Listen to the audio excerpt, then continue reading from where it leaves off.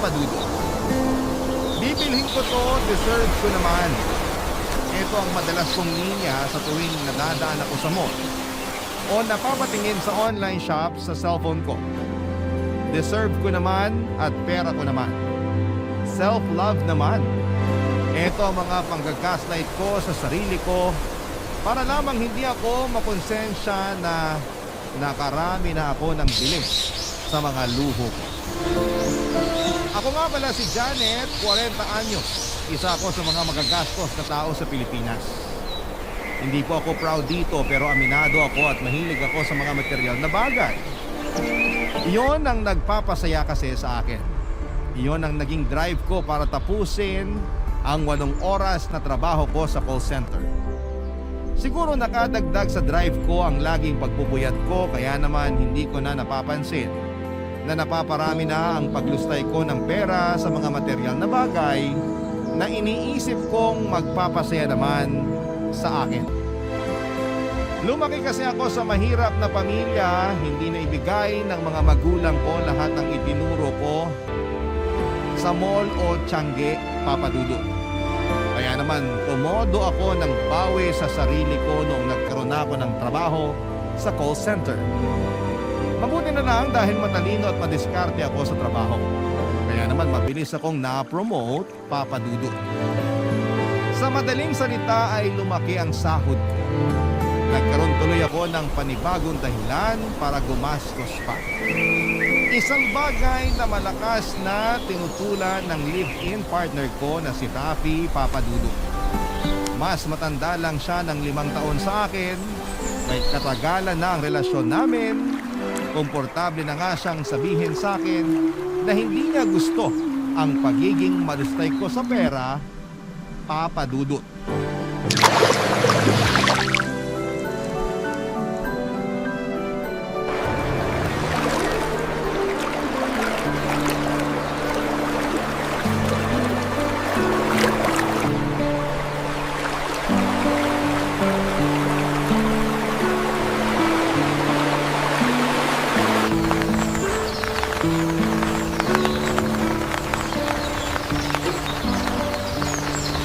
Rafi, mahal! Nandito na ako! Bakit ngayon ka lang nakauwi? Kanina ka pa ako sa trabaho mo ah. Kasama ko kasi si Sarah. Nag-mall kami saglit. Kailangan kong makahinga. Ang daming nakaka-stress na nangyari sa trabaho kanina eh. Nag-mall ka na naman? Kaya pala ang dami mo na namang bitbit na shopping bags. Nagkataon kasi na sale sa mall kanina. Up to 50% off. Ang laki ng tipid ko ah. Hindi ka nakatipid kasi gumastos ka pa rin. Sigurado ako, bumili ka na naman ng hindi kailangan gamit. Hindi kailangan. Tignan mo nga. Bumili ako ng pang-decorate natin sa Valentine's Day.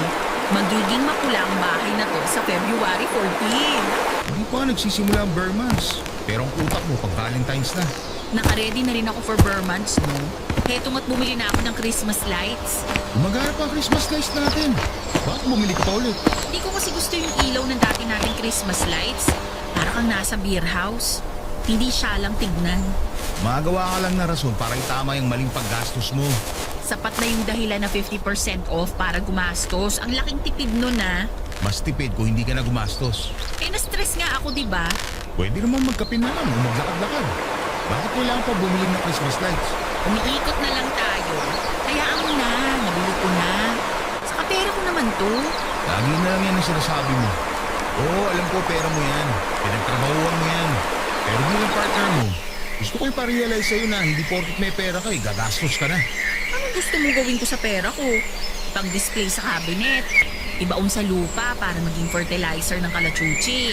Ang sinasabi ko lang, maging wais at maging maingat ka sa paggamit ng pera. Wais naman itong mga nabili ko. Uulitin ko, 50% off. Kalahati lang ng original price ang nagastos ko. O diba, wais? Sana, dinagdag mo na lang sa ipon mo. Yun ang wais. Ayokong sobrahan ng ipon ko. Baka maingit ang bangko. Wa pa talaga magbiro. Eh kesa naman pag-awayan na naman natin to. Hindi naman sana pag-aawayan kung makikinig ka lang sa akin. Nakikinig naman ako sa'yo. Kung nakikinig ka, bakit hindi mo pa rin maintindihan ang punto ko? Kasi mahilig ako sa gamit. Itong nagpapasaya sa akin. Diba sinabi ko naman sa'yo to dati? Sino ngayon ang hindi nakikinig? Alam mo, lagi na lang akong talo sa usapan na to. Suportahan mo na lang kasi ako. Masaya naman ako eh. Magiging masaya ka pa ba kapag naside ang ipon mo at nabaon ka sa utang?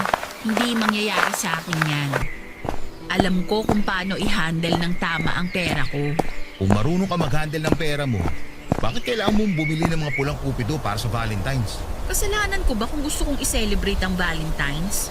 Sa ating dalawa, parang ako lang ang may pakialam sa Valentine's, sa totoo lang. Ano parang ikaw na lang may pakialam? Kasi ako na lang tong nag-e-effort tuwing Valentine's Day. Di mo nga ako mabilhin ng bulaklak tulad ng ginagawa ng ibang boyfriend dyan. Hindi kita binibilang ng bulaklak dahil sayang. Hindi mo nakakain mo, naiinom mo. Oo, pero malakas makaganda ang bulaklak mo. Pang-post din yun sa Facebook. Pagkatapos mo ma-post sa Facebook, itatambak mo lang sa altar hanggang malanta. Tapos itatapon. Di ba sayang? Mga FB friend mo lang nakikinabang sa 500 pesos na bulaklak. At least pinusuan nila. Yun naman ang importante. Alam mo, ang importante, Oo na. Importante na ang magtipid. Alam ko na yan. Sa 10 years nating magkarelasyon, inulit-ulit mo na yan para kang sirang plaka.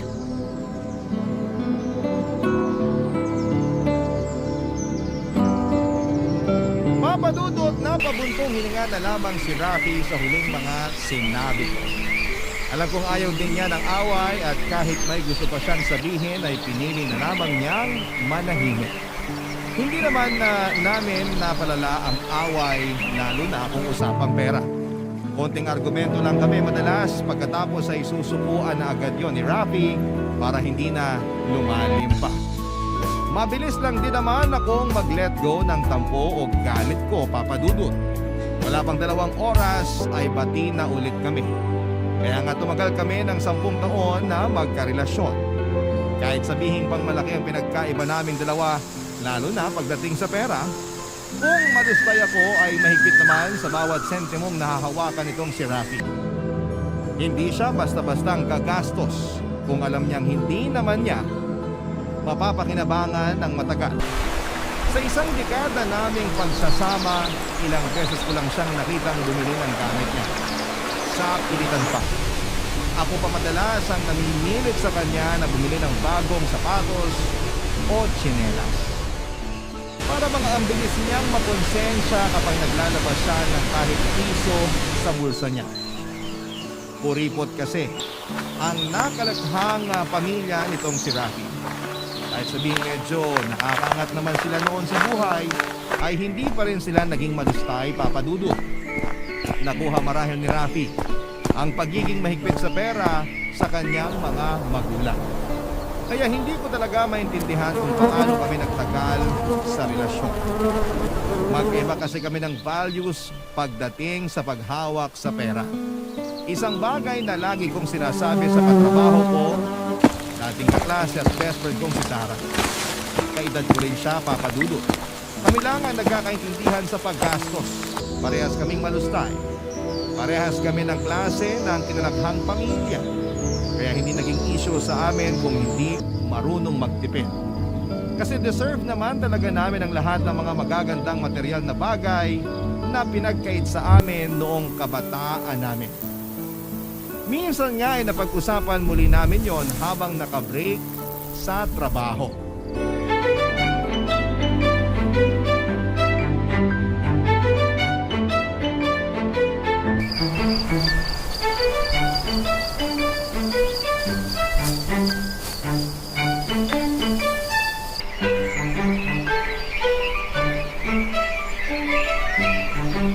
Natuwa lang talaga ako sa binili ko mga vintage na manika. Yan ba yung mga pinost mo sa Facebook kahapon? Yun nga! Ang gaganda nila, di ba? Lalo na yung mga suot nilang bestida. Kahit medyo kupas at may mancha na, panalo pa rin ang itsura. Nakita ko nga yan. Nangarap din ako ng bata ako na makabili ng ganong manika, kaso mahal talaga eh. Kaya puro paper dolls at text lang ang binili sa akin ni na mama. Ako rin naman. Kaya nga nung nakita ko yung mga manika niyo sa isang online selling group, ay naku, binili ko na talaga. Deserve ko naman eh. Makakailang deserve ko na naman kaya tayo bago tayo huminto sa kakagastos.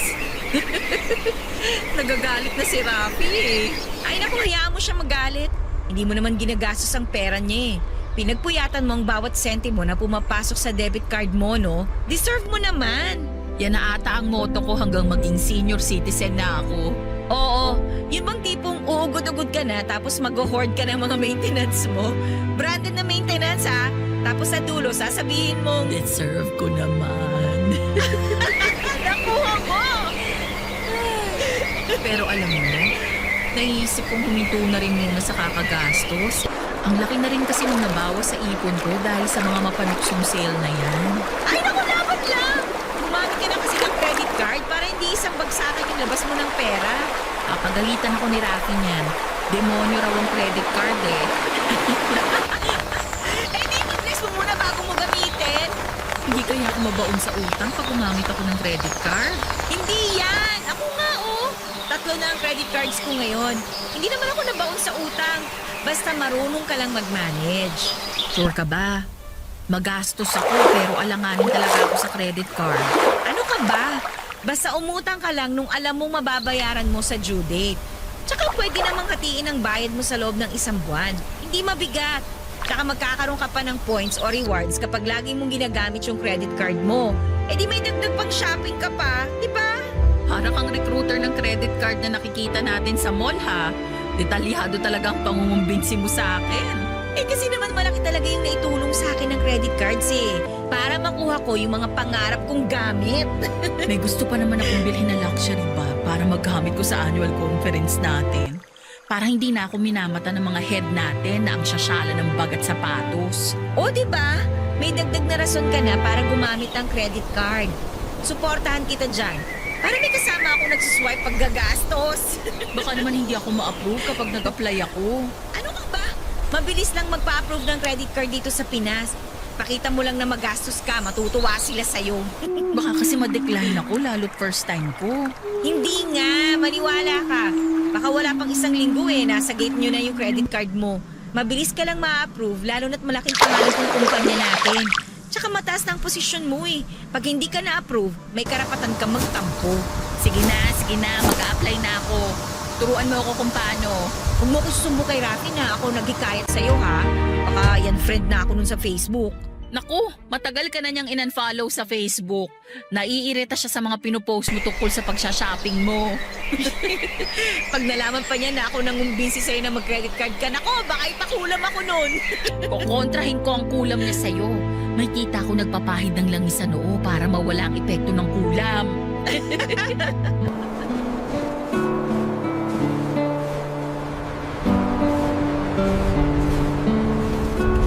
Mapatulot nagkatawanan kami saglit at kwentuhan din ako ni Sarah tungkol sa mga nabili niyang gamit dahil sa credit card.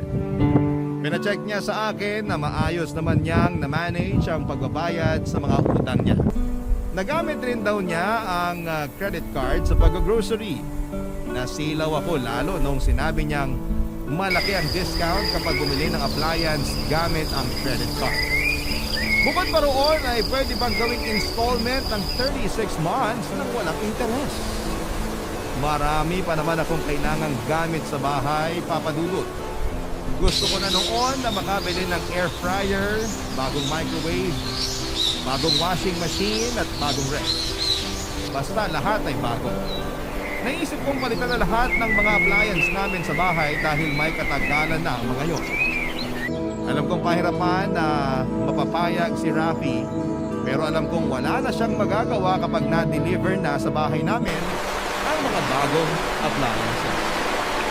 Nabanggit din sa akin ni Sarah na nagagamit niya ang credit card para sa pagka-travel niya sa ibang bansa.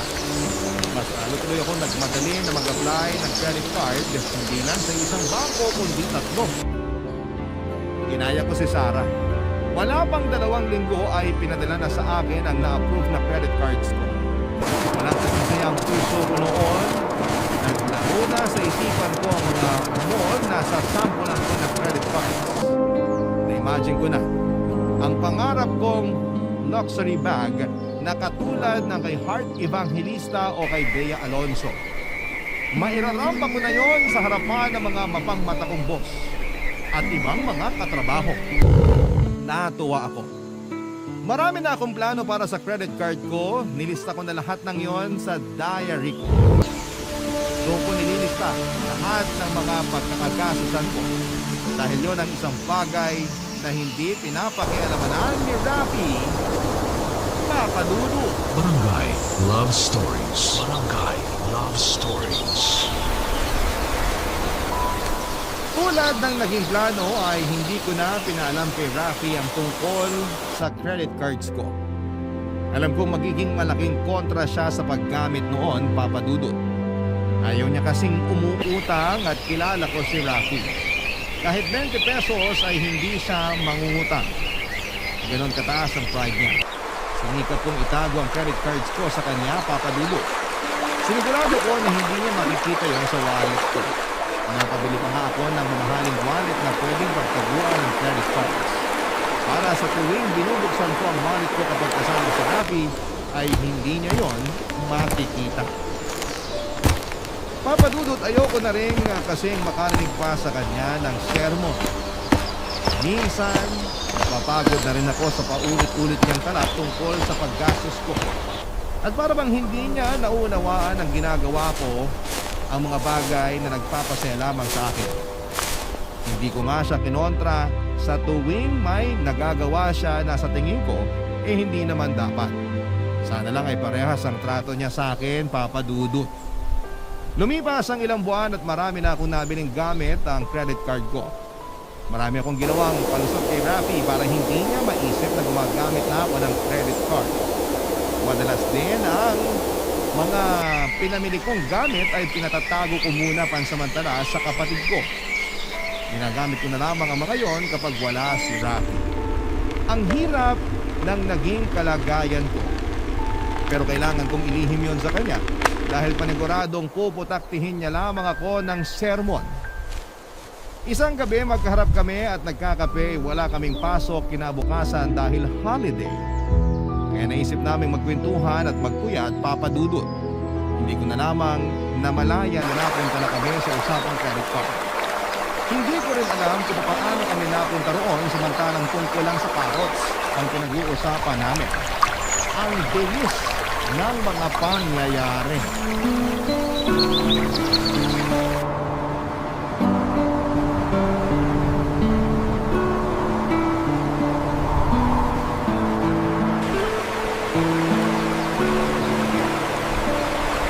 Pamangkin ko ng tula tungkol sa carrots. Maganda ba? Hindi. Oh, pero masarap naman ang carrots. Pero huwag susobrahan. Bakit naman?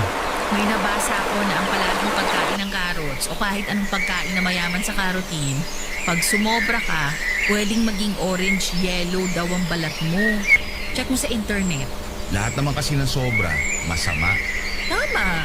Parang yung isang katrabaho ko, nasobrahan sa utang. Ano namang kinalaman yan sa usapan natin tungkol sa carrots? Kasi lahat ng sobra, masama, di ba? Ano bang nangyari? Mula nung gumamit ng credit card, nagkaloko-loko na. Nasiyahan masyado sa paglulustay ng pera. Kaliwat kanan ang binibili online. Kung kaya naman niyang bayaran ang inutang niya sa credit card, huwag na natin i-judge. Paano bang hindi mo i-judge nabaon nga sa utang? Mas malaki pa ang inutang niya kesa sa sahod niya sa isang buong taon. Ah, kasalanan niya yun, hindi ng credit card. Demonyo talaga yung credit card niya. Sabi mo nga sa akin dati. At uulitin ko ngayon sa'yo nang hindi ka matukso mag-apply para makakuha ng credit card. Demonyo ang credit card. Nako, hindi mo ako kailangan pagsabihan ng paulit-ulit. Ayos naman ang sahod ko, hindi ko kailangan mangutang. Naisip na kita kagad nung nalaman ko yung tungkol sa katrabaho ko. Iniisip mo bang mababaon din ako sa utang? Kung gagamit ka ng credit card. Huwag mo naman masyadong masamain ang paggamit ng credit card. Kasi sa ibang bansa nga, kailangan yan. Pero hindi sa Pinas. Kaya nating mabuhay kahit walang credit card. Malaki ang advantage ng paggamit ng credit card, lalo kapag bibili tayo ng appliance. Maraming zero interest at installment na pagbabayad. Ang laking ginhawa nun sa atin. Sa tingin ko, hindi pa natin kailangan ng bagong appliances. Anong hindi? Gusto na kayang sumuko ng rice cooker natin? Pero hindi natin siya susukuan. Kaya pa naman niya magsayang ng kanin. Di basa nga lang minsan. Pero ang bilis ng mapanis. Ibig sabihin lang, kailangan ng palitan kapag lagi nang napapanisan. Pamahiin lang yan ang mga magagastos sa kagaya mo. Napakakuripot mo talaga. Walang masama sa pagiging kuripot. Mas masama yung hindi na nga afford ang isang bagay, gagawa pa rin ng paraan para mangutang. Mabili lang yung gusto. Parang pinaparinggan mo ko niyan ah. Hindi para yung salat na hindi maingat humawak ng pera. Lagi mo kayang sinasabi sa akin na hindi ako maingat sa paghawak ng pera. Kasi naman Janet, kadadapo pa lang ng sahod sa palad mo. Lumipad na kagad papunta sa mall. Sabihin mo nga sa akin kung maingat ba yung ganun. Ayokong makipagtalo sa'yo dahil ayokong masira tong moment. Holiday pa naman bukas. Balik tayo sa usapang carrots? O sige, Nalihis ko naman kaagad ang usapan. Naibigay ko na lahat ng trivias na alam ko tungkol sa carrots. Huwag lamang mabaling muli sa usapang credit card. Pati mga gulay sa bahay kubo ay binigyan ko na rin ng kanya-kanyang trivia. Ganun ko kagustong malihis ang usapan namin. Hirap na rin akong maglihim noon kay Rafi, Papa Dudut. Alam kong mabilis makahalata si Rafi sa tuwing nagsisinungaling ako sa kanya.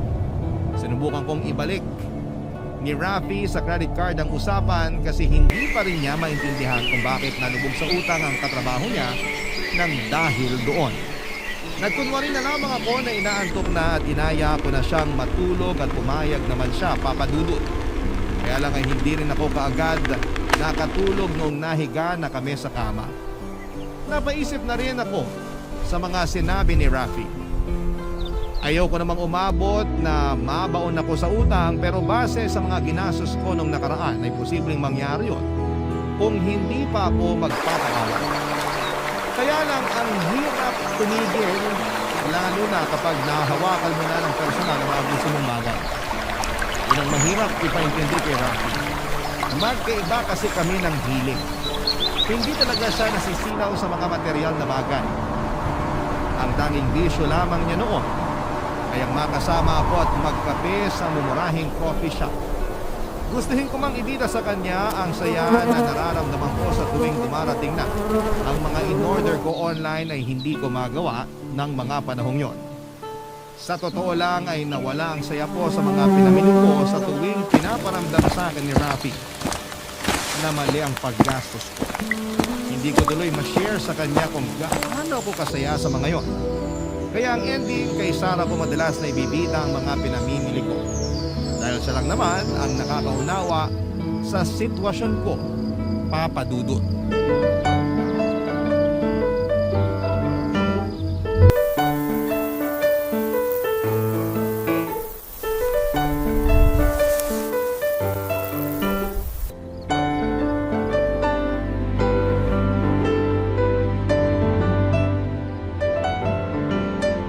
ang tari ng silver boots mo ah. Saan mo naman gagamitin yan? Tuwing Sunday, pag magsisimba. Naku, baka bigla kang kidlatan ng langit dahil sa silver boots na yan, ha? Charot. Kahit kidlatan na ako ngayon na. Char! Ang ganda kaya. Maganda rin tong shawl mo, ha? Bagay siya pang Tagaytay. Pangpuna sa labi ko kapag kumakain ako ng bulalo. Iwas sebo. Ang sosyal naman ang pangpunas mo ng bibig. Branded na shawl pa, ha? Siyempre, Tagaytay yun. Kailangan syala ang shawl. O, ikaw, ha? Napaparami na yata yung mga binibili mo. Baka ma-max out mo na yung credit card mo niyan. Hindi pa naman ako umaabot dun. Hindi pa naman? So may posibilidad na oo? Huwag kang magdilang ang head. Kakukuha ko lang ng bagong ref at washing machine. Hinihintay ko na lang na i-deliver. At paano mo naman ipapaliwanag yun kay Rafi? Hindi niya alam ang tungkol sa credit cards mo, di ba? Nasolusyonan ko na yon. Paano? Sasabihin ko sa kanya na napanalunan ko sa raffle sa annual conference natin.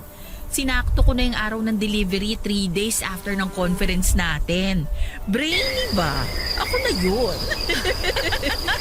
Magaling yan, ha? Okay ka. Paano yung mga susunod na bibilin mong appliances? Raffle ulit ang irarason mo. Oo naman. Maniniwala pa rin si Rafi. Alam kasi niya na swerte ako sa raffle. Dati pa naman ako nananalo ng raffle. Yung rice cooker at microwave nga na gamit namin ngayon, napanalunan ko pa yun sa Christmas raffle sa isang mall. Ah, kaya ang lakas mong ipalusot na nanalo ka sa raffle. Okay, gets. Yung ibang bibilin ko, pwede ko namang sabihin na regalo mo sa akin. Dinamay mo pa talaga ako, ha? Alam mo namang mainit ang mga mata sa akin ng ka-live-in mo. Akala niya kasi kasi tinuturuan kitang gumastos ng sobra. Ang hindi niya alam, ako ang unang nagturo sa'yo. Kaya nga, tapos ako pag-iinitan niya. Hayaan mo na. Hindi naman kayo palaging nagkikita. Pero ikaw ha, oy, maghinay-hinay ka sa kagagamit mo ng credit cards. Teka nga, ikaw nga itong nangumbinsi sa akin na gumamit ng credit card tapos ngayon parang kinukonsensya mo ko. Eh baka lang kasi mapasobra ka at hindi mo mamanage ng maayos ang pagbabayad. May increase naman tayo next year. Saka ilang buwan na lang darating na ang 13th month pay natin. Eh bahala ka, basta sinabihan kita ha. Hayaan mo na ako. Kaya kong bayaran lahat ng inutang ko. Siguraduhin mo lang kasi hindi kita pauutangin kapag nabaon ka. Wow! Akala ko pa naman magkaibigan tayo. Magkaibigan tayo pero sa utang, pasa ko dyan. Huwag ka mag-alala, hindi ako uutang sa'yo. Kaya kong bayaran lahat ng inutang ko. Ako kasi medyo naghihinay-hinay muna sa paggamit ng credit card ko. Nanula ako nung nag-Singapore ako eh. Ang dami kong na-swipe. Ayun, ang ending, kinailangan kong bayaran ng installment for 2 years. Ang laki kaya ng interest. At hindi ako aabot dyan. Every due date, kaya kong bayaran ang nautang ko. Papa Dudut, pinaniwala ko si Sarah na totoo ang mga sinabi ko. Hindi ko magawang tumingin sa mga mata niya at nagkunwari akong nililigpit ang shawl at silver boots na nabili ko. Pero sa totoo lang ay paraan ko yon para hindi niya makitang nagsisinungaling ako sa kanya. Hindi ko pa naman ugaling maglihim kay Sarah. Mas totoo nga ako sa kanya kesa kay Rafi. Pero, nang mga oras na yon ay natakot ako na i-judge niya ako dahil sa maling paggamit ko ng credit card. Hindi ko pa rin kasi magawang aminin sa sarili ko noon na maling-mali talaga na tumodo na ako sa credit card. Noong una ay mababang presyo lamang ang sinaswipe ko hanggang sa na-enjoy ko nang mag-swipe ng malalaki at mamahaling bagay. Nawalan ako ng kontrol, Papa Dudut. Kahit alam kong lumobo na noon ang babayaran ko ay pinagpatuloy ko pa rin dahil yon ang paraan ko para mawala ang stress ko. Nagkanda-patong-patong ang mga niloan ko dahil hindi ko magawang bayaran ang monthly due ko sa credit card. At ang masakla pa ay puro minimum amount lang ang binabayaran ko kaya naman lumolobo tuloy ang mga interes. Matagal na ako nawala ng ipon bago pa ako magkaroon ng credit card. Nagsinungaling lamang ako kina Rafi at Sarah na meron pa akong ipon para hindi nila ako mapagsabihan. Napupundi na kasi ako sa pagpapamukha sa akin na mali ako sa pag-handle ng pera ko. Alam kong tama naman sila pero mas kailangan ko noon ng suporta kesa sa bunganga. Hindi na ako nakakatulog ng maayos sa kakaisip kung paano ko malulusutan ang mga inutang ko gamit ang mga credit cards. At ang nakakainis pa, hindi ko magawang sawayin ang sarili kong huminto na sa kakagamit nito, Papa Dudut. Nagpatuloy pa rin ako sa paglustay kahit na nabaon na ako sa utang ng panahong yon. Barangay Love Stories. Barangay Love Stories. Papa Dudut, naalala ko nung bata pa lamang ako. May kinaiingitan akong sapatos at libro sa kaklase kong nakakaangat sa buhay. Uso kasi yon noon. Naging sentro ng atensyon ng kaklase kong yon habang nilalakad ang sapatos niya at habang binubuklat ang libro niya. Pangarap ko ang mga gamit niya noon, Papa Dudut. Samantalang ako, yung pinaglumaang sapatos lang ang meron ako. Inulayan lang ng pentel pen ang mga natutuklap na parte ng school shoes ko para hindi mahalata na pasira na. Pinasama ako ng loob yun na puro pinaglumaan ng kapatid ko ang ibinibigay sa akin. Pero wala naman akong magawa dahil hindi naman kami pinalad sa buhay.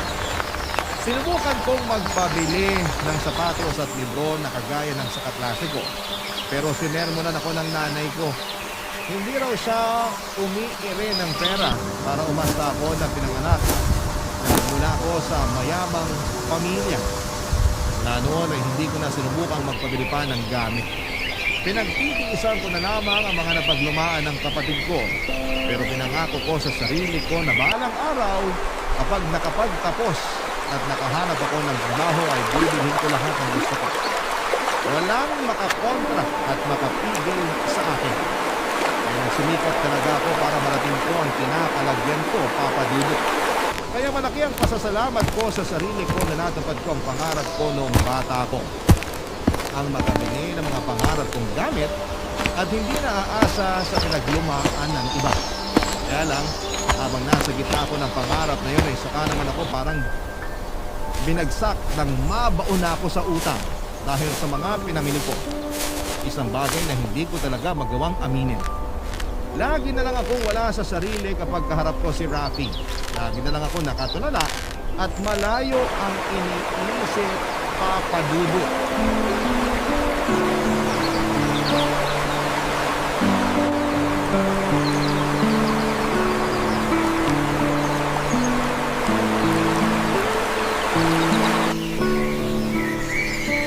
Janet? Janet, Ha? Janet? Bakit? okay ka lang ba? Kanina pa kita kinakausap. Sorry, may iniisip lang ako sa trabaho. Ano na ulit yung sinasabi mo? Malapit na ang birthday mo. Malapit na ba? Ano ba nangyayari sa'yo? Sarili mong birthday nakalimutan mo? Tad lang kasi ako ng gagawin sa trabaho. Pasensya na. Saan mo balak mag-celebrate? Huwag na siguro, gastos lang yan. Ha? Kailan ka pa tumanggi sa gastos? May next year pa para mag-celebrate ng birthday. Buhay pa naman ako noon, sure ako. Darating kasi yung dalawang kapatid ko sa birthday mo. Ha? In-invite mo sila sa birthday ko? Hindi naman.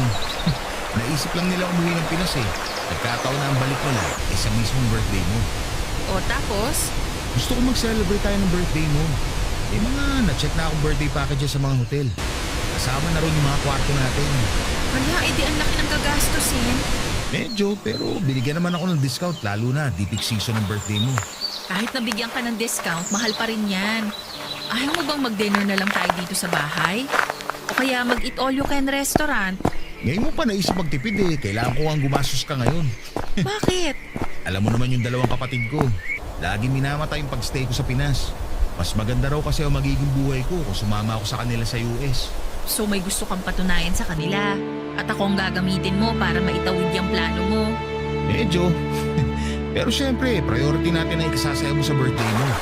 Alam ko naman na gusto mo ikaw lagi ang center of attraction tuwing birthday mo. Bago na kasi ako. Gusto ko low-key na lang lahat. Batiin mo lang ako sa Facebook ng happy birthday. Feeling ko nakapag-celebrate na ako ng birthday sa 5-star hotel noon. Hindi ko pwedeng batiin lang kita sa Facebook. Ano ka ba? Gusto ko memorable ang birthday mo. Saka parang reunion na rin ng pamilya ko at pamilya mo. Hindi ko feel mag-reunion eh. Sa Pasko na lang siguro o wag na lang at all. Yan, parang... Alam mo, ikaw tong nagtuturo sa akin na magtipid tapos ngayon parang tinapon mo na lahat ng pangaral mo sa akin tungkol sa pera. Ano bang nangyayari sa'yo? Ikaw nga ang dapat tanungin ko. Ano ba nangyayari sa'yo? Gusto ko lang kasing maging matipid ngayon. Nag-sink in na kasi sa akin lahat ng pangaral mo sa akin. Ngayon ko nasisimulan. Wrong timing naman yung pag-sink in ng mga pangaral ko sa'yo. Saka mo na simulan. Pagkatapos na lang ng birthday mo. Umastos ka pa ngayon. Hindi naman ganun kalaki mababaw sa ipon mo. Sure ako dun. Ako ang magbe-birthday. Kaya dapat ako ang masunod. Ayokong bawasan ang laman ng bank account ko. Wow, nagbago ka na talaga. Proud ako sa'yo. Thank you. Hayaan mo, ako na lang ang gagastos sa birthday mo. Regalo ko na sa'yo. Bumili ka na lang ng isusuot mo. Alam ko naman na gusto mo laging bago ang damit mo tuwing birthday mo. Tumango na lamang ako sa huling sinabi ni Rafi para hindi na humaba pa ang usapan. Nabigla talaga ako sa plano niyang bonggang celebration para sa kaarawan ko. Samantalang dati kinukontra niya ang bonggang pa-birthday ko. Nagkataon pa kasi nauuwi ang mga kapatid niya kaya kailangan tuloy niyang patunayan na asensado rin kami kahit nasa Pinas kami. Wrong timing talaga. Yun ang naisip ko. Pinilit din niya akong bumili ng bagong damit pero wala na akong may pambibili pa. Dahil nakalaan na ang buong sahod ko sa pambayad paunti-unti ng tutan ko. Hindi pa naman nakakahalata si Rafi dahil majority ng mga gastusin sa bahay ay siya ang umaako. Mabuti na lang at na ganon ang setup namin. Si Rafi na rin ang umasikaso para sa celebration ng birthday ko. Panay lang po ang oo ko noon para hindi na humaba ang usapan. At hindi ma-open ang topic tungkol sa pera. Mabuti na lamang at madalas siyang good mood tuwing inaayos yung para sa birthday celebration ko. Sa totoo lang, Papa Dudut, gusto ko nang tablahin ang birthday party na gusto niya sana mangyari kasi nga ay nakukonsensya kung gumastos. Samantalang panay na ang tawag sa akin ng mga bangko para bayaran ang utang ko sa credit card. Hindi na ako mapakali sa dapat kong gawin. Alam kong anytime ay pwede akong mabuko ni Rafi. Kailangang maunahan ko siya. Dumating yung pagkakataon na gusto ko nang aminin sa kanya ang totoo, lalo na nung pinadalhan niya ako ng sulat. Nang pinadalhan ako ng sulat sa bahay ng isang bangko na pinagkakautangan ko. Mabuti na lang at ako ang nakatanggap ng sulat. Alam kong kailangan ko nang maging totoo kay Rafi, kaya naman napilitan na akong aminin sa kanya ang katotohanan. Isang araw nga pagkatapos naming makipagkita sa coordinator para sa birthday ko ay inamin ko na ang katotohanan tungkol sa credit card ko.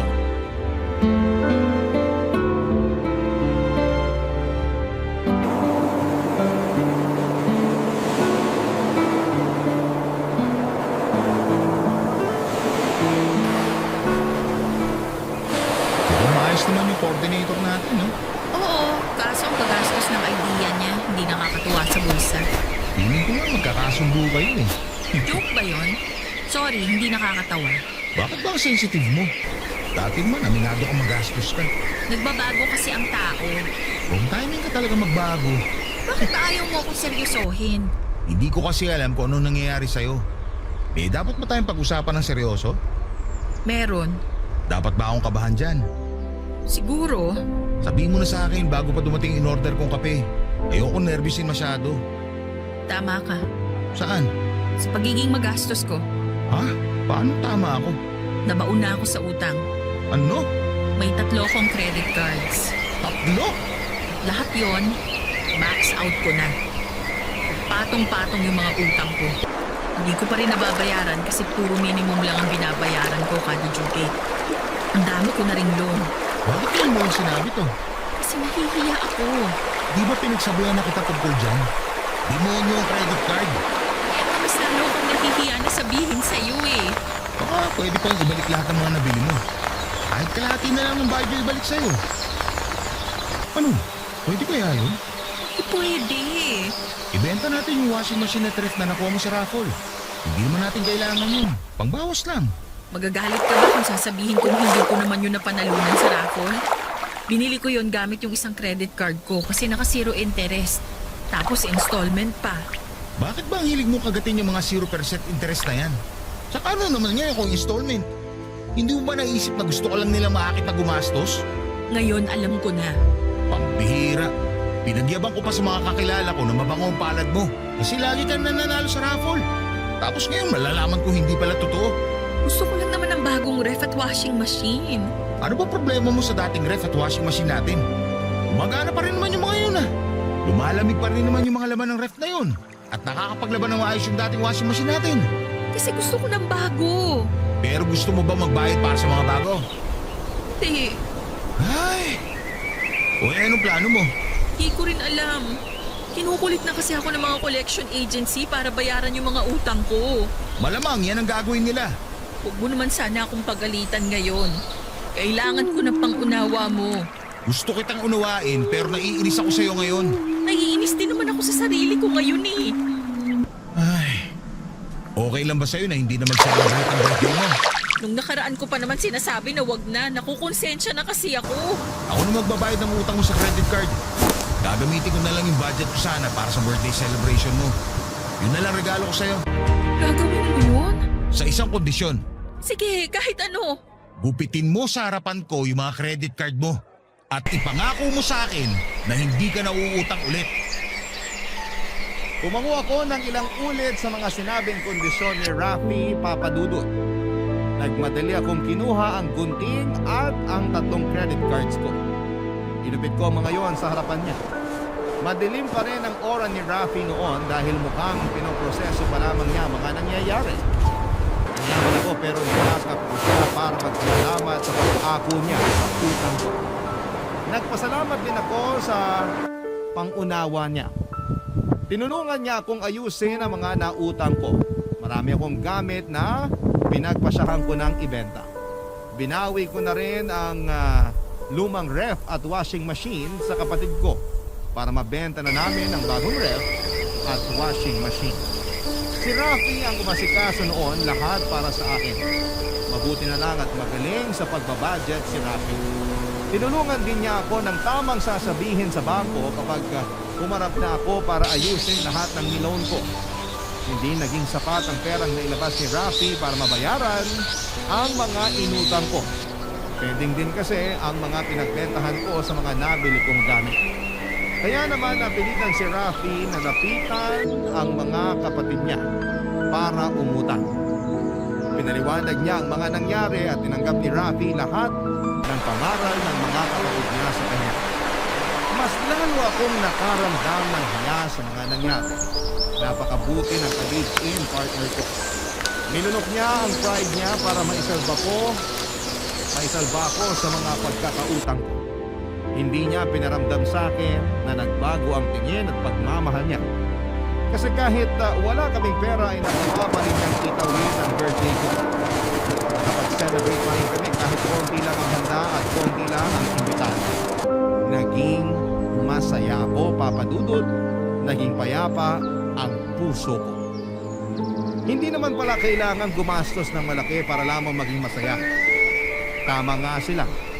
Sapat na yung napapaligiran ka ng mga taong nagmamahal sa'yo kahit na walang-wala ka na. Sa kalagayan ko, Papa Dudut, ay si Rafi po yun. Maraming salamat sa pagbasa ng liham ko sakaling mapili ko ito sa napakaraming nagpapadala sa inyo. Abangan ko po itong ma-upload sa inyong YouTube channel. Itong kwento ko para ma-share ko rin po sa mga kakilala ko para magsilbing aral sa kanilang lahat. Lili, maraming salamat po sa inyo, Papa Dudut, at sa Barangay Love Stories. Ang inyong kapuso, Janet. Dear Papa Dudut, sobra rin ba kayong magpahalaga ng pagkakaibigan? Ako kasi ay oo. Umabot sa punto na minahal ko na siya pero uli na ang lahat dahil hindi na kami pupwede. Pero wala naman akong pinagsisisihan, mas nagpapasalamat pa nga ako sa Diyos. Dahil binigyan niya kami ng pagkakataon upang magkaroon ng pinagsamahan. Importante na maging grateful tayo sa mga bagay kaysa habang buhay na dalhin ang pagsisisi sa ating puso. Bago ko umpisahan ang kwento ko ay magpapakilala muna ako sa inyo. Ako si Arnold, 34 years old at taga Malate, Manila. Nagtatrabaho ako sa isang pribadong kumpanya bilang assistant supervisor. Matagal na ako nakikinig sa programa ninyong Barangay Love Stories. Karamay ko ang bawat kwento ninyo sa lungkot at saya na nararamdaman ko. Na-inspired din po ako at natututo ng mga aral sa buhay dahil sa mga istoryang tinatampok ninyo. Kaya naman naisipan ko na sumulat sa Barangay LS. Magsisimula ang kwento ko noong nasa kolehiyo pa lamang ako, Papa Dudut. Habang nag-aaral ay nagtatrabaho ako ng part-time sa isang coffee shop kung saan ay nakilala ko si Jessie na hindi nagtagal ay naging kaibigan ko. Hindi tulad ko ay regular na doon si Jessie dahil hindi na siya nag-aaral. Mahirap lang kasi ang pamilya nila at may 6 siyang nakababatang kapatid. Na-stroke ang mama niya at ang papa na lamang niya ang bumubuhay sa kanila na isang jeepney driver. Pangarap ni Jessie ang makapagtapos ng kolehiyo at maging flight attendant. Matangkad kasi siya, Papa Dudut, maganda at gusto raw niyang makapag-travel sa iba't ibang lugar dito sa Pilipinas at sa abroad. Pero hindi na yun natupad nung napilitan siyang magtrabaho para makatulong sa pamilya nila, Papa Dudut.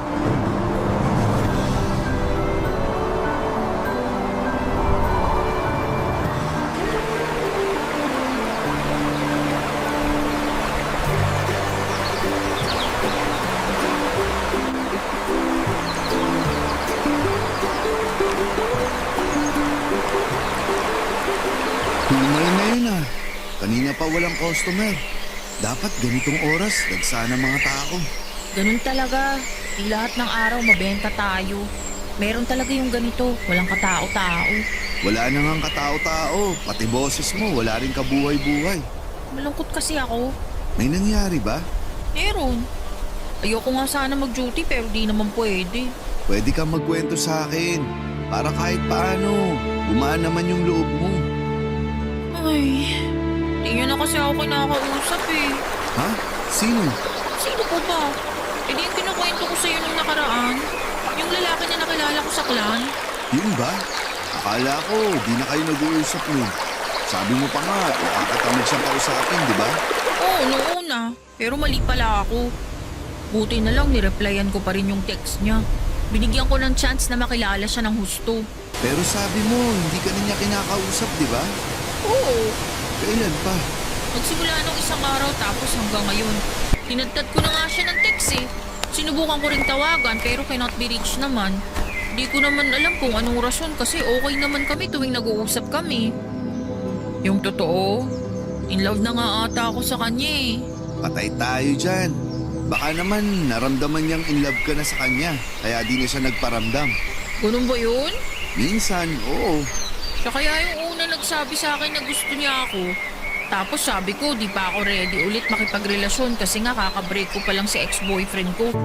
Nakwento ko yun sa'yo ah. Oo, iyak ka pa nga ng iyak sa akin nun. Ang pangit ko ba ng mga oras na yun? Hindi naman, sakto lang. Grabe ka naman sa akin. Kaibigan ba talaga kita? Oo, kaya nga sinasabi ko lang yung totoo. Ay, naku. Ang prangka mo kahit lalaki ka. Wag mo nang ibahin yung usapan. Anong sabi niya nung sinabi mo hindi ka pa ready makipagrelasyon ulit? Willing to wait daw siya. Pero hindi nawala yung sweetness niya. Yung pagiging caring at thoughtful kagaya nung una. Kaya, na-inlove na rin ako. Sinabi mo ba yan sa kanya? Sasabihin ko pa lang sana, kaso hindi na nagre-reply eh. Tapos hindi ko na matawagan number niya. Palagay mo, may nangyari kayang masama sa kanya? Hindi ko alam pero palagay ko niloko ka lang niya. Hindi totoo na in love siya sa'yo. Talaga? Bakit naman niya gagawin yun eh wala naman siyang mapapala sa akin? Hindi ko alam pero malay mo, ginawa ka lang niyang pampalipas oras. Tapos nung nagsawa na siya, di ka na niya na-replyan. Nagkita na ba kayo? Hindi pa. 2 linggo pa lang naman kami nag-uusap eh. 2 linggo pa lang naman pala. Makaka-move on ka rin doon. Paano? Mahal ko na nga siya. OA man kung tutuusin pero kahit na sandali pa lang kami nag-uusap at hindi naging kami, broken hearted na ako. Hirap sa'yo, dali mong magtiwala sa mga lalaking nakaka-text mo. Mabait kasi sila sa akin at alam mo naman type ko, di ba? Sweet, caring, thoughtful. Kaya lang kayong mga lalaki talaga, sa una lang kayong magaling eh. Oh, huwag mong latin. Okay, sige. Pwera sa'yo. Saka sa mga tatay natin. Pero yung iba, ganun na lahat. Ay, maramdam ko tuloy. Magkakasakit ako kasi broken hearted ako. Kung totoong mahal ka niya at kung para kayo sa isa't isa, babalik yun. Pag hindi, hayaan mo na lang siya. Sana nga ganun lang kadali yun.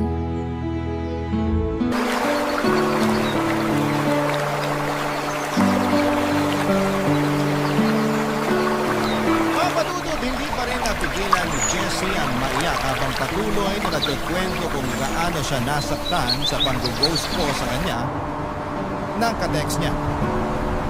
Sa totoo lang ay hindi yon ang unang beses na umiyak siya dahil sa isang lalaki. Maraming beses na at ako na lang yung naaawa sa kanya, Papadudod. Ewan ko ba kung bakit hindi pa rin madala-dala ang kaibigan ko o sadyang malas lang siya sa mga lalaking kinakausap niya at nagiging boyfriend. Pero siguro'y wala naman talagang malas sa pag-ibig. Maling tao lang yung minamahal niya. Kaya nga nasasaktan ako kapag nakikita ko siyang broken-hearted. Hindi niya deserve na tratuhin ng masama ng mga lalaking nakarelasyon o nakausap niya. Sa kabilang banda ay hindi ko rin mapigilang mainis kay Jessie dahil sa mga padalos-dalos niyang desisyon. Lalong-lalo na sa pag-ibig. Madalas kahit na hindi pa siya tuluyang naghihilom ay sinusubukan na niyang makipagmabutihan sa kausap niya. Tapos ay maling tao na naman ang makikilala niya. Kaya nauuwi na naman yon sa pagkabigo ng puso niya. Ewan ko ba sa kaibigan kong yun. Lagi kong sinasabi sa kanya na ang hilig kasi niyang magmadali kaya madalas siyang nagkakamali. Pero alam ko naman na choice niya pa rin yun at sarili pa rin niya ang masusunod kahit nasan damakmak ng payo ang sinabi ko sa kanya. Kaya nga pagkaraan lamang ng 3 linggo simula nang ma-broken hearted si Jessie, nalaman kong meron na naman siyang kausap na lalaki. Tapos pagkalipas ng 1 buwan, meron siyang pinagtapat sa akin, papadili.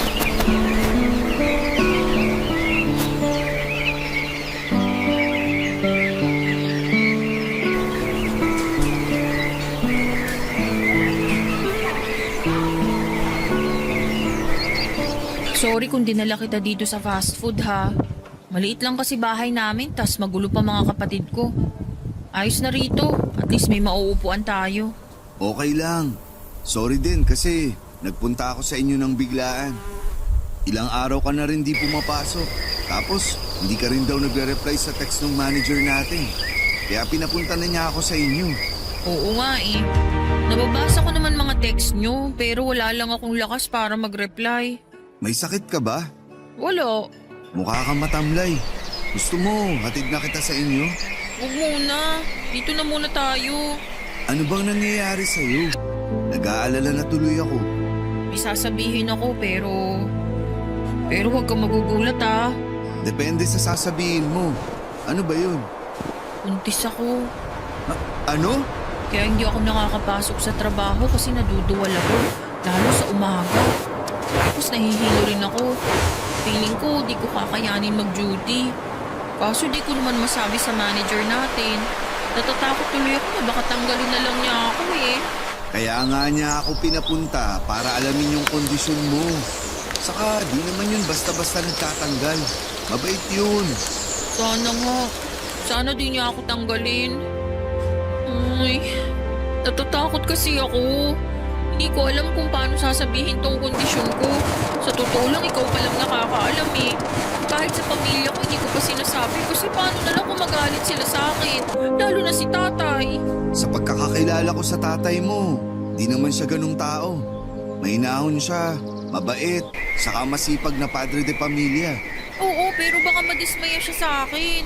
Nangako ko sa kanya na hindi muna ako magkakaanak kasi tutulungan ko pa siya sa pagtatrabaho para sa pamilya namin. Nasa tamang edad ka naman na. Sa kakarapatan nila ng mama mo na malaman yung totoo.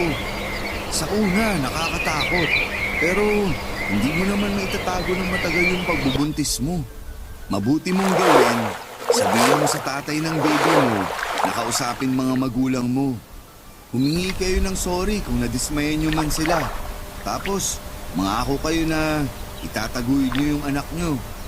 Nagagawin nyo lahat kahit na mahirap magpalaki ng bata.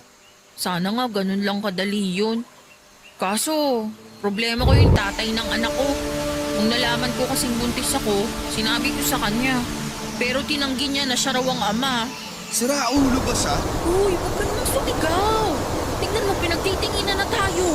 Sorry, hindi ko lang napigilan. Nakakainis kasi. Sira ulo yung nakabuntis sa'yo eh. Sino ba yan? Yun ba yung lalaki nakakausap mo? Oo. Jessie naman. Sinabi ko naman sa'yo na huwag kang basta-basta magtitiwala sa kung sino-sino. Hindi naman siya kung sino-sino. Boyfriend ko na siya. Hindi ko lang nasabi sa'yo pero sinagot ko na siya. Oh, tapos ganyan. Nung nabuntis ka na niya, biglang hindi raw siya ang ama. Oo. Ewan ko ba dun? Sinubukan ko namang ipaliwanag sa kanya na siya talaga yung tatay nitong dinadala ko. Pero sabi niya, hindi niya matatanggap yung baby namin. Ayaw pa raw niya magkaanak, kaya nakipaghiwalay siya sa akin. Halika, puntaan natin siya sa bahay nila. Kaso lang di ko alam kung saan siya nakatira eh. Ano? Arnold naman! Huwag ka sabi sumigaw! Naiiyak na tuloy ako. Sorry ulit, pero nakakagigil lang kasi. Paano hindi mo alam yung bahay nila? Posible ba yun? Boyfriend mo siya? Nasasabi niya taga-Pasig daw siya. Pero hindi ko naman alam kung saan doon. Isang beses pa lang naman kami nakita. Tapos may nangyari na sa amin. Nasa telepono ko lang binalita sa kanya na buntis ako. Bakit ka naman pumahig na may mangyari sa inyo? Mapilit kasi siya kaya nadala ako.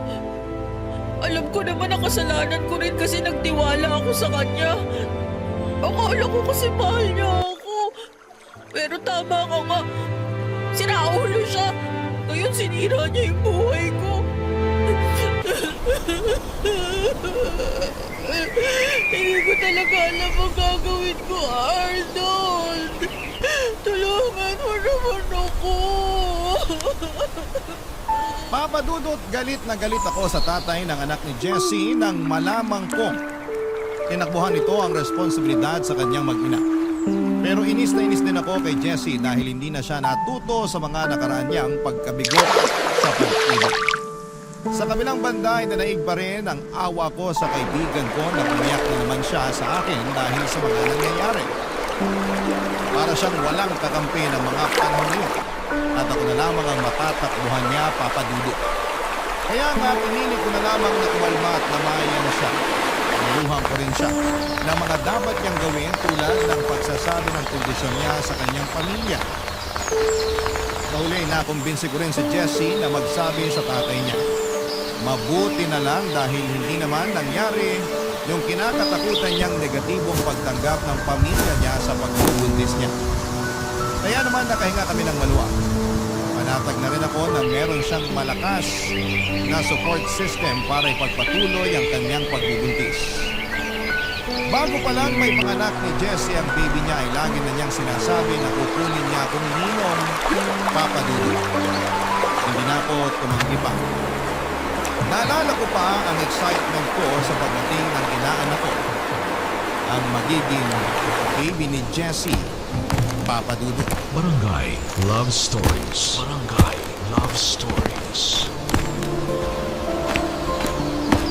Papa Dudut, halinghinan kami ng kapatid na babae ni Jessie sa pagsama sa kanya para magpa-check up at ipa-ultrasound ng baby niya. Nung lumaki na kasi ang tiyan ni Jessie, hirap na siyang maglakad at kailangang merong umaalalay sa kanya. Kaya kung bakante naman ako ay sinasamahan ko na siya, Papa Dudut.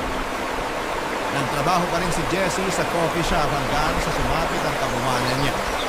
Pero pagkakahera na lamang ang inatupag niya doon, para lang may sweldo pa rin siya. Buti na lamang at mabait yung manager namin at ang may-ari ng shop. Dahil sa pagsama-sama ko kay Jessie, sa mga check-up niya ay hindi nawala yung napagkakamalan akong tatay ng baby niya. Bagay na tinatawanan ko na lamang, Papa Dudut. Makalipas nga ang 9 na buwan, isang malusog na batang lalaki na pinangalanan niyang Simon ang isinilang. Papa Dudut, naging malapit ako ng husto sa inaanak ko at masayang-masaya ako sa pagdating niya. Pero pagkalipas ng 5 buwan ay nagkaroon ng kinakasama itong si Jessie. Umalis sila sa Fairview at tumira sa Cavite. Simula noon ay nalimitahan na ang aming komunikasyon hanggang sa hindi na nga kami nag-uusap. Inisip ko na lamang na nasa mabuti silang kalagayan ng inaanak ko at sa wakas ay natagpuan na ni Jessie ang lalaking magmamahal sa kanya ng totoo. Lumipas ang 5 taon, graduate na ako ng college at nagtatrabaho na sa isang private company sa Ortigas. Hindi ko pa rin nakakalimutan si Jessie at ang inaanak ko sa kanya. Pero hindi na ako nag-initiate na makipag-usap simula noong napansin kong hindi na rin siya active sa Messenger. Hindi na rin siya nag-reply sa huling text ko noong kinukumusta ko sila ng inaanak ko. Kaya nga laking gulat ko, nang isang araw ay nakita ko siya sa opisina namin, Papa Dudut.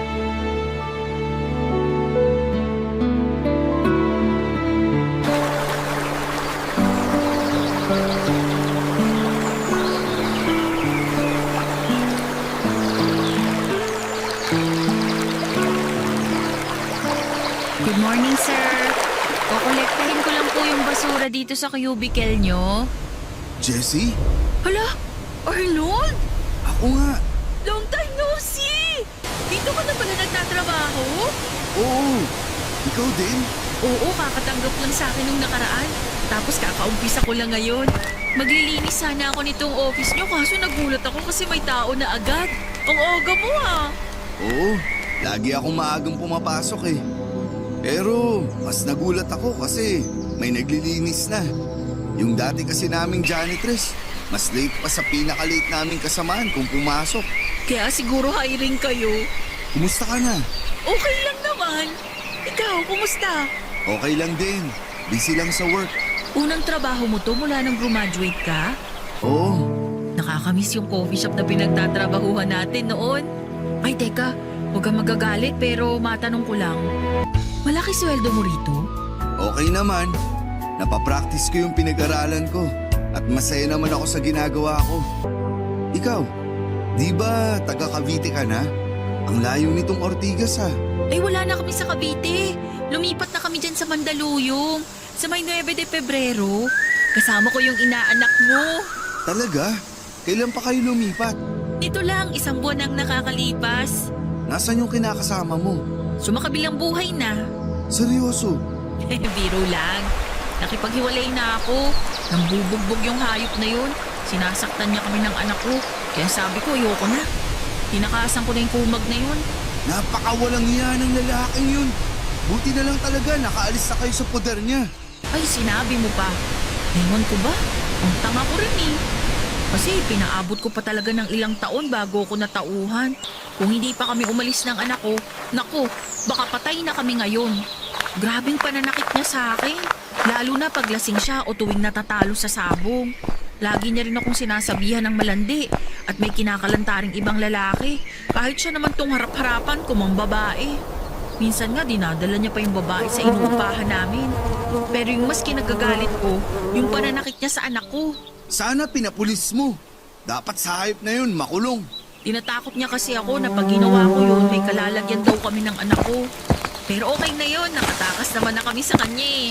Paano kung hanapin niya kayo? Tingin ko hindi niya na yun gagawin kasi may bago na naman siyang kinalolokohang babae. Saka may sakit yun, baka nga natuluyan na. Alam mo, tama ka talaga sa sinabi mo sa akin no, na mahilig akong magmadali pagdating sa pag-ibig. Kaya laging maling lalaki yung nasasamahan ko. Akala ko kasi nung una mabait yung ex ko. Pero nung nawalan siya ng trabaho at nalulung sa bisyo, lumabas yung totoong ugali. Naging mahigpit din siya sa akin. May pagkasiloso kasi kaya kulang na lang ikulong na ako sa bahay namin. Hindi niya ako pinapalabas kaya hindi rin ako nakakapagtrabaho. Hindi ko akalain na ganyan yung dinanas mo. Akala ko pa naman, nasa maayos na kayong kalagayan ng anak mo. Kasalanan ko kasi sumama agad ako sa kanya at nagtiwala. Kaya ito yun na pala ako. Karma ko na siguro to. Tapos di pa ako makauwi sa amin kasi hiyang-hiya ako sa tatay ko. Sorry pero alam mo na bang wala na mama niyo? Oo, tinex ako ng kapatid ko. Pero hindi ako nakapunta eh. Magkahalong lungkot at galit ang naramdaman ko na mga panahon yun matapos ikwento ni Jessie ang pinagdaanan nila ng anak niya sa dati niyang kinakasama. Pero mas nanaig yung awa ko sa kanya at sa sitwasyon ng pamumuhay nila. Alam ko rin kasi na namatay na ang mama niya at hindi siya nakapunta sa burol at libing nito. Akala namin ay hindi nakarating ang balita sa kanya. Yun pala ay pinagbawalan siyang umuwi sa kanila ng magaling niyang kinakasama. Mabuti na lang talaga dahil nagkaroon na siya ng lakas ng loob na makipaghiwalay dito, Papa Dudut. Simula noon ay bumalik ang pagkakaibigan namin ni Jessie. Aminado akong na-miss ko siya ng gusto, pati na rin ang inaanak ko sa kanya. Kaya nga tuwang-tuwa ako nung minsang dinala niya ang nooy 5 taong gulang niyang anak sa Foundation Day Party ng aming kumpanya. Lagi ko rin itong kinukumusta at nagbibigay ako ng regalo sa bata kahit na walang okasyon. Labis naman ang pasasalamat sa akin ni Jessie. Dahil hindi pa rin daw nawala ang pagkakaibigan namin kahit na 5 taong kaming hindi nagkita at nag-usap, Papa Dudut. At mahal na mahal ko pa rin ang inaanak ko sa kanya. Pero kung tatanungin ninyo ako kung may feelings ako kay Jessie, walang sagot ko dahil noong mga panahong yun ay may babae na ako nagugustuhan at nililigawan. Siya si Melissa. Nakilala ko siya sa isang dating app at may sa ilang beses na rin naming paglabas para mag-date ay naging mabuti ang aming turingan. Hindi na nga dingid sa kalaman ni Melissa ang tungkol kay Jessie at ang pagiging magkatrabaho namin. Bukod doon ay alam din niya na inaanak ko ang anak ni Jessie dahil kinagkwento ko sa kanya na tuwang-tuwa ako nung nakita ko ang batang yon.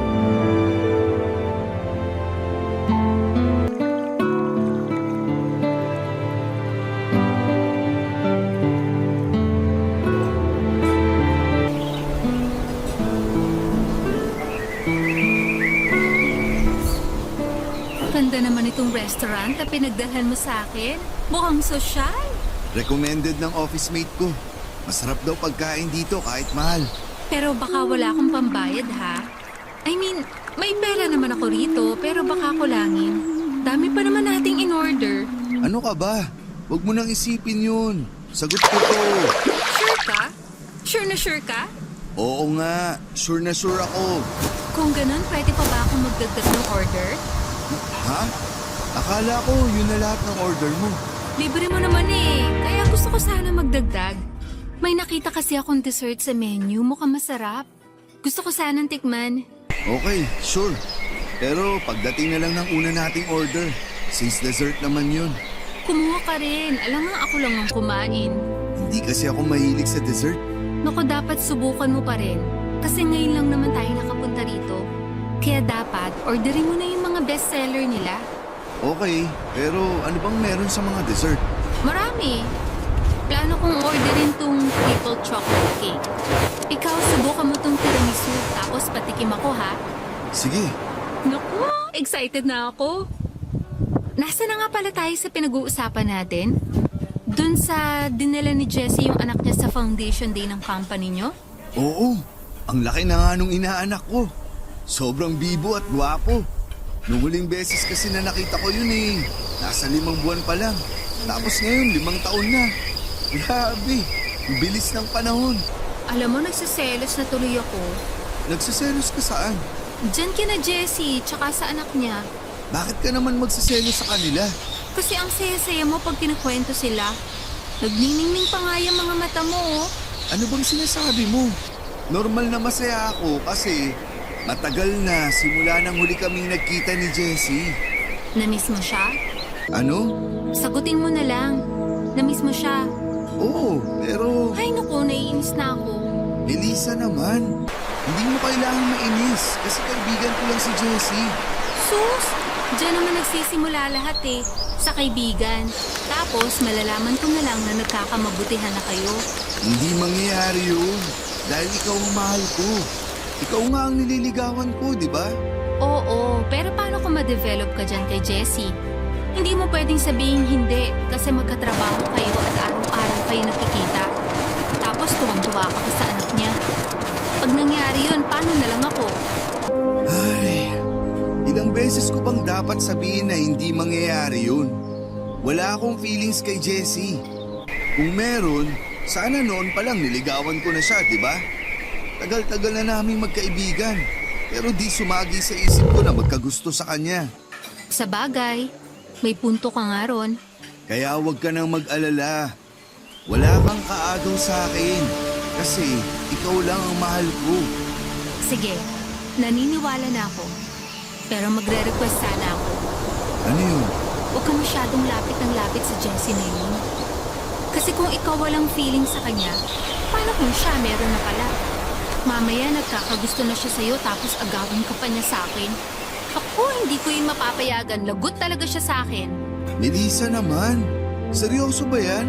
Akala mo sa akin nagbibiro? Malamang seryoso yan. Papadudod akala ko ay masaya si Melissa sa pagkikita ulit namin ni Jessie at sa pagiging malapit ko sa inaanak ko pero nagkamali pala ako. Ayaw ko naman na patuloy na magkalamat ang namumuo naming relasyon. Kaya ako na mismo ang naglimita ng interactions ko kay Jessie. Sinabi ko rin kasi sa kanya ang rason at naiintindihan naman niya. Ayaw din daw niyang masira ang relasyon namin ni Melissa pero hindi ibig sabihin ay doon na mapuputol ang aming pagkakaibigan. Hindi nga nagtagal ay naging kami ni Melissa at pagkalipas lang ng 5 buwan ay nag-decide na kaming mag-live-in. Kaya lang ay naramdaman kong bantay sarado niya ako. At mas naging vocal siya na ayaw niya akong makipaglapit kay Jessie at sa anak nito. At dahil mahal ko siya ay sinunod ko ang gusto niyang mangyari. Kahit na nalulungkot ako. Kaya lang minsan ay sumosobra na si Melissa dahil kahit na wala naman akong ginagawang masama ay pinagbibintangan niya akong nakikipag-ugnayan pa kay Jessie. Na may feelings ako sa kaibigan ko at nagtataksil sa kanya. Dumating yung punto na mas lamang na yung stress kaysa happiness sa relasyon naming dalawa ni Melissa. Papa Dudut. Barangay Love Stories. Barangay Love Stories. Papa Dudut, pakiramdam ko ay nasasakal ako sa relasyon namin ni Melissa. Pero inunawa ko pa rin ang pinanggagalingan niya. Ginawa ko rin ang lahat para patunayan sa kanya na siya lang ang mahal ko at wala nang iba pa. Umabot pa nga sa punto na para hindi na kami magtalo, ay hindi na niya ako takutin na hihiwalayan ay nag-resign na ako sa pinagtatrabahuhan namin ni Jessie para lamang mapalayo sa kanya. Mabuti na lang dahil nakahanap naman ako ng panibagong mapapasukan sa Cubao at simula noon ay hindi na rin kami masyadong nag-aaway ni Melissa. Kaya lang nalaman ko na si Melissa pala ang nagloloko sa amin dalawa dahil meron siyang kinakausap na ibang lalaki. Kunwari lang siya na nagsiselos sa amin ni Jessie para isipin kong mahal na mahal niya ako at tapat siya sa akin. Galit na galit ako sa kanya pero nagmakaawa siyang patawarin ko. Sa huli na naig ang pagmamahal ko kay Melissa, kaya naman pinatawad ko siya, Papa Dudut. Inopen din niya sa akin na hindi naman talaga siya galit kay Jessie at sa anak nito. At walang kaso kung makipaglapit ulit ako sa bata. Kaya nga simula noon ay kinukumusta ko na ulit ang inaanak ko pero Papa Dudut pagkalipas lang ng isang buwan. Bumalik na naman ang dating ugali ni Melissa kung saan ay pinagseselosan na naman niya itong si Jessie.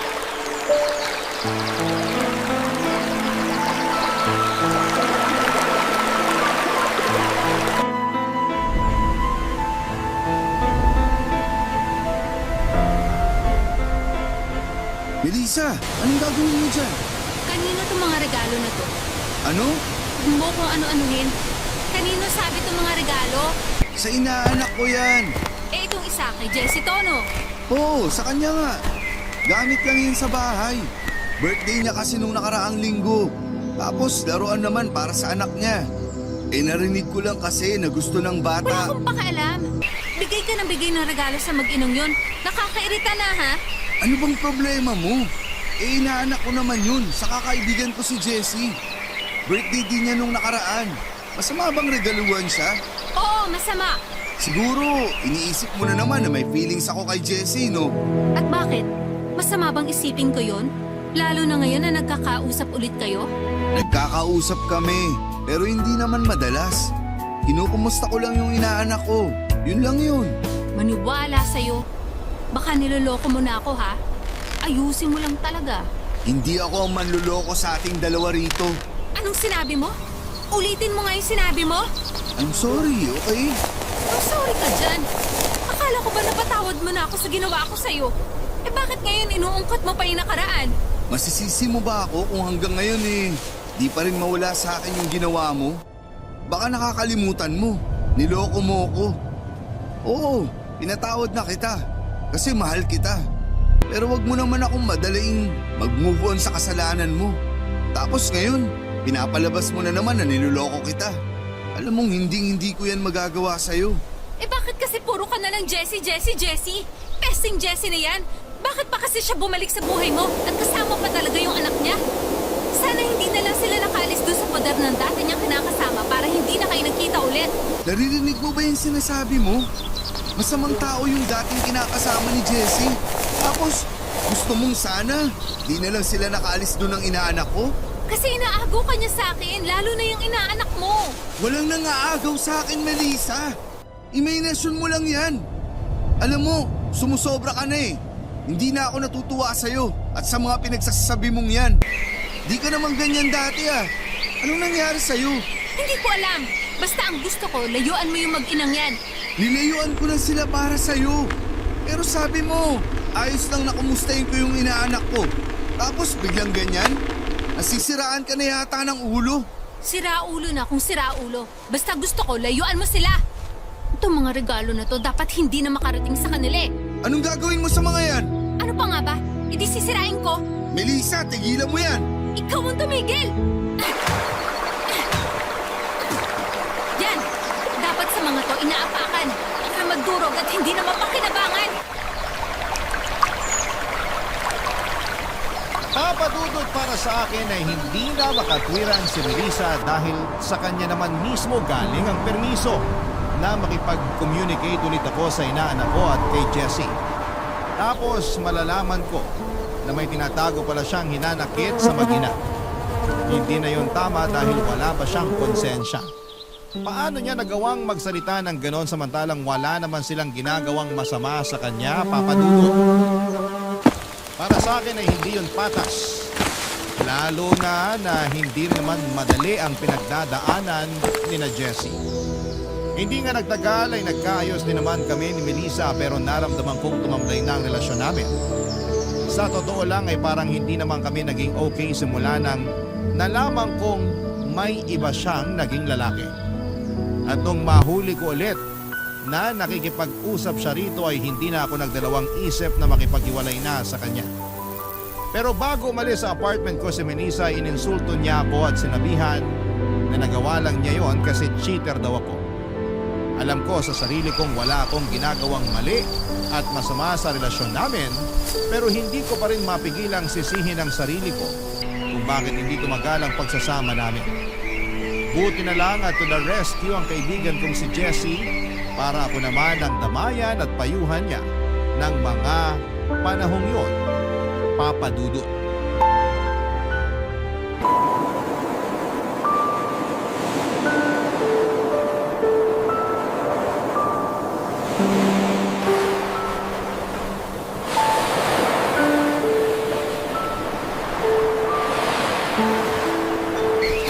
Naalala mo dati, ako yung pinapayuhan at dinadamayan mo kasi broken-hearted ako.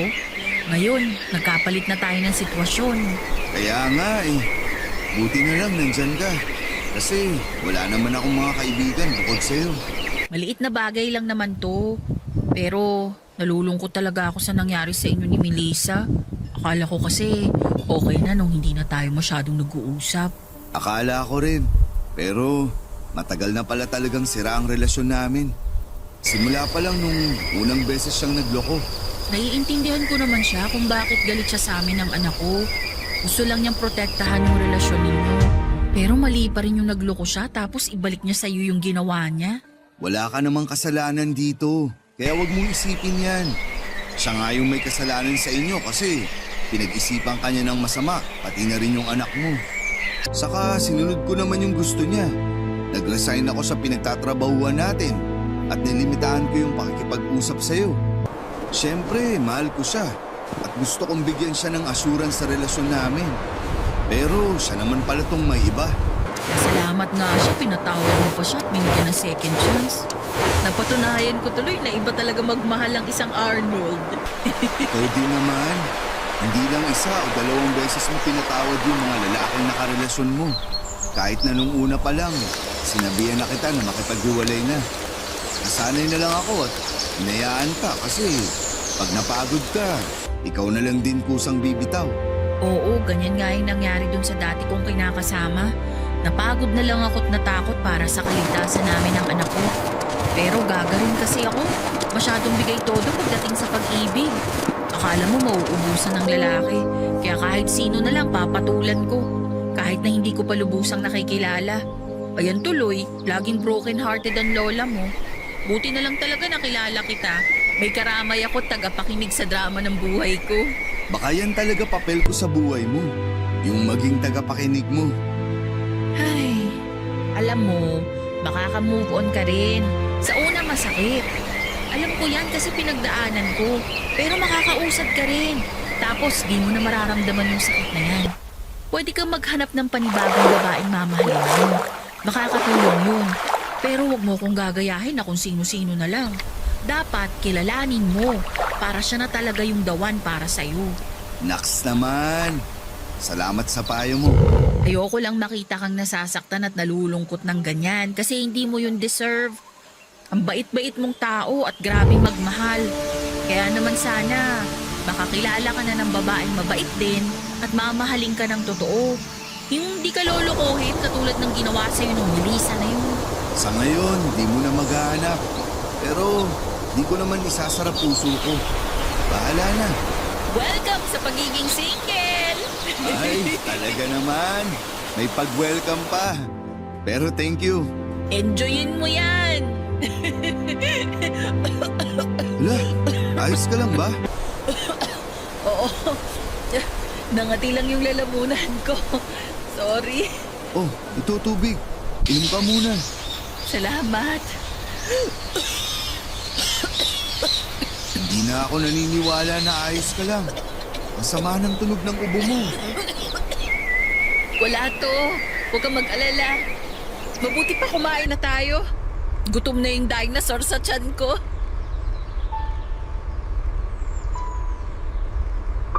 Papadudot ang simpleng ubo na yon ni Jessie ay lumala at nauwi sa pulmonya, bagay na matagal na pala niyang iniinda.